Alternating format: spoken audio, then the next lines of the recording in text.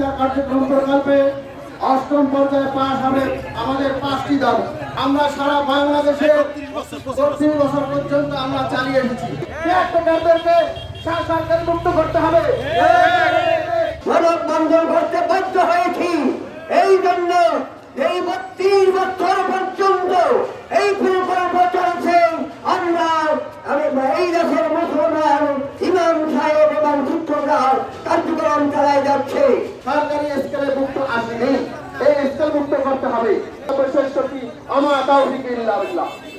আলহামদুলিল্লাহ, মাননীয় প্রধান উপদেষ্টার কাছে আমার প্রশ্ন যে একটা প্রকল্প কত হলে গত বছর চললে সেটা রাজস্ব কাছে যেতে পারে, বাংলাদেশি কোনো নীতিমালা নাই। গণশিক্ষা কার্যক্রমের পরিচালনা সহজ কোরআন শিক্ষা এই সর্বত কারণ কি জানেন?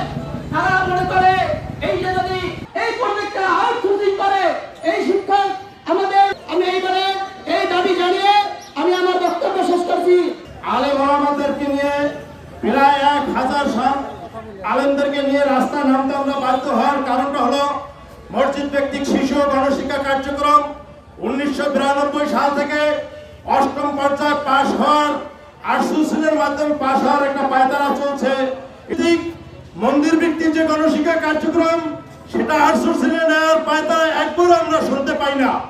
কিন্তু আমাদের শতকরা 90% মুসলমানের দেশে ইসলামিক ফাউন্ডেশন কর্তৃক পরিচালিত মাওলানা মাহবুব হোসেন কেন্দ্র শিক্ষা নওছেদুল এই দেশে যে আজকের যে আমাদের প্রকল্প কাঠামো অনুযায়ী সেটা পাশ হয়েছে, তা আমারও দাবি হলো একটাই, যেন পাশ হয়।